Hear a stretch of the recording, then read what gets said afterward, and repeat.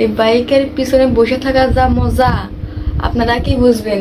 So hello everyone, সবাই কেমন আছেন? আশা করি সবাই ভালো আছেন। তো আজকের ব্লগটা হইতেছে আমার এই বাইকটা নিয়ে। এই বাইকটা হইতেছে হাজার হাজার পোলাপানার ইমোশন। তো আজকের ব্লগটা হইতেছে বাইকটা নিয়ে। দেখেন ভাই, আমি বাইকটা নিয়ে সেই দিন গেছিলাম হইতেছে আপনার বসুন্ধরা। বাইকটা নিয়ে বসুন্ধরা গেছিলাম ভাই। মনে করেন যে এই নামা হইছে পইরা, এই যে আপনারা দেখেন, এই যে দেখেন নামা হইছে পইরা এই সকাপটা সমস্যা হয়ে গেছে ভাই, ঠিক আছে। তো ঢাকা শহরে বাইক চালানোটা অনেক রিস্ক। আবার গ্রামে গ্রামে মনে করেন যে আপনার গ্রামে যদি বাইক নষ্ট হয় তাহলে 50 টাকা 100 টাকা কিন্তু ভালো করতে নেয়। আর ঢাকা শহর যদি একটু বাইকের সমস্যা হয় তাহলে মনে করেন যে 500 টাকা 1000 টাকা লাগে ভাই, ঠিক আছে। তো আপনারা সবাই জানেন আমি গ্রাম থেকে বাইকটা ঢাকায় নিয়েছি। তো মোট কথা হইতেছে আমি তেমন একটা বাইর করি না, তো মাঝে সাঝে বাইর করেছি। তো তার আগে আমি আপনাকে আরেকটা জিনিস দেখাইতেছি, ওয়েট করেন। তো যারা বাইকটা হইতেছে ভাই হাজার হাজার পোলাপানের ইমোশন। তো এখন আমি আপনাদেরকে একটা জিনিস দেখাচ্ছি, আপনারা লক্ষ্য করেন। এই যে দেখেন, এই যে দেখেন মঞ্জিলা। মঞ্জিলা সবসময় খালি ফোন চাপে। তুমি এত ফোন চাপো কে রে?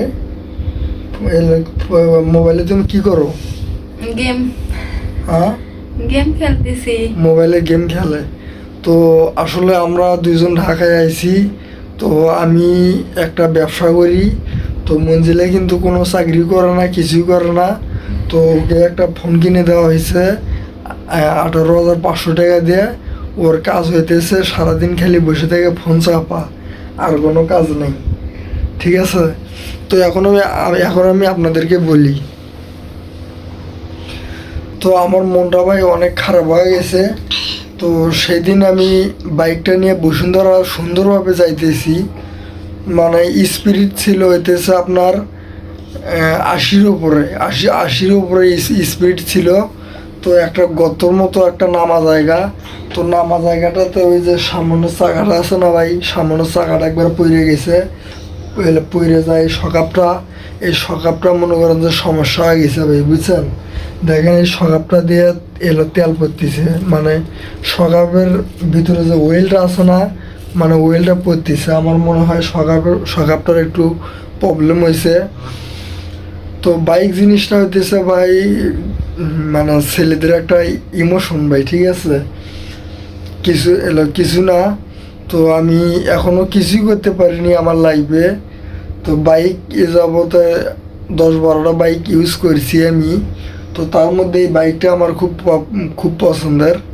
তো এই বাইকটা হইতেছে আপনার অনেক আগের ভার্সনের, কিন্তু মোটিফাই করা হয়েছে। এই যে দেখেন চাকা, তারপর এই যে এইটা বাইকটা কিন্তু ভাই মোটিফাই করা হয়েছে। এই যে চাকা, তারপর এই যে এইটা।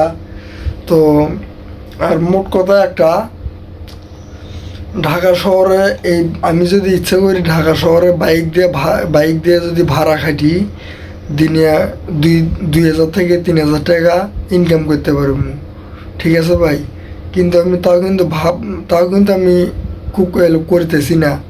আমি কি করতেছি, আমি ওই ছোটো বাচ্চার খেলনা জাতীয় বেলুন এইসব কাজ আমি করতেছি, ঠিক আছে ভাই। মানে কি আর বলবো, মানে ছোট নিম্ন ধরনের যে কাজটা, ওই কাজটা আমি করতেছি। আর আমি কোনো কাজে কি ছোট মনে করি না। আমি যে ব্যবসাটা করতেছি এটা সবার কাছে ছোট হলেও আমার কাছে অনেক বড়।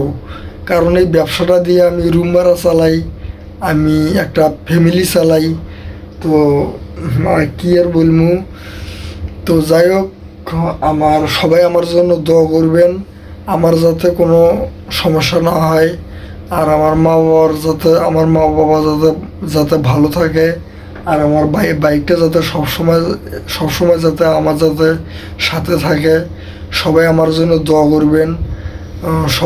সবাই আমার ফ্যামিলির জন্য দোয়া করবেন, আমরা যেন সুখে শান্তিতে থাকতে পারি। তো মূল ছিল আরেকটা কথা আমি আপনাদেরকে বলতে চাই। তো এই বাইকটা হইতেছে হাজার হাজার পোলাপানের ইমোশন। কারণ এই বাইক মনে করেন যে আপনার এই বাইক কিন্তু ভাই আপনি কিনলেও চালাতে পারবেন না ভাই। মনে করেন যে আপনি একটা বাইক কিনলেন ঠিকই, কিন্তু চালাতে পারবেন না ভাই। 1 লিটার তেলের দাম 140 টাকা। এই বাইকটা এই বাইকটায় 1 লিটার তেল দিয়ে 30 কিলো চলে, মাত্র 30 কিলো চলে ভাই, ঠিক আছে। তো বাইক আমি জানি বাইক সবারই ইমোশন, সবারই পছন্দ। সবাই মনে করে যদি আমার যদি এইরকম একটা বাইক থাকতো তাহলে কতই না ভালো হইতো। আসলে না রে ভাই, যার বাইক আছে তাই বুঝতেছে 1 মাস পর পর মোবিল চেঞ্জ করার লাগে। তারপর বাইকটা বার করলেই 140 টাকা। তারপরে আবার যদি কোনো দুর্ঘটনা একটা ঘটে তাহলে আবার হাজার হাজার টাকা। বাইকটা এত সহজ না রে ভাই। বাইক চালাতে সুন্দর,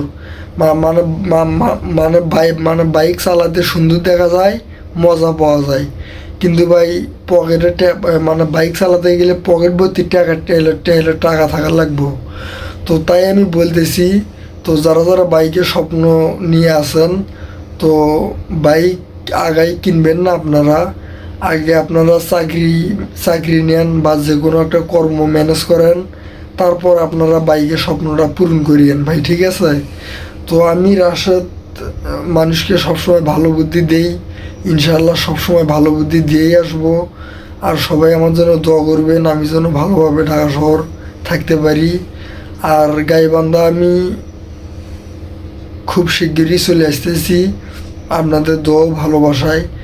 তো যারা যারা ভিডিওটা দেখতেছেন, তো চ্যানেলটা সাবস্ক্রাইব করবেন। তো আমি টিকটক অলরেডি টিকটকে আমি আর বেশি দিন থাকবো না। টিকটক করতে আর মনটা চায় না। তো চ্যানেলটা সাবস্ক্রাইব করে রাখেন। তো যারা যারা আমাকে ভালোবাসেন তারা অবশ্যই আমাকে পাইবেন এই চ্যানেলে। তো সবাই দেরি না করে আমার ভালোবাসা মানে যারা যারা আছেন চ্যানেলটা সবাই সাবস্ক্রাইব করে আসেন। আর আশা করি সবাই ভালো আছেন।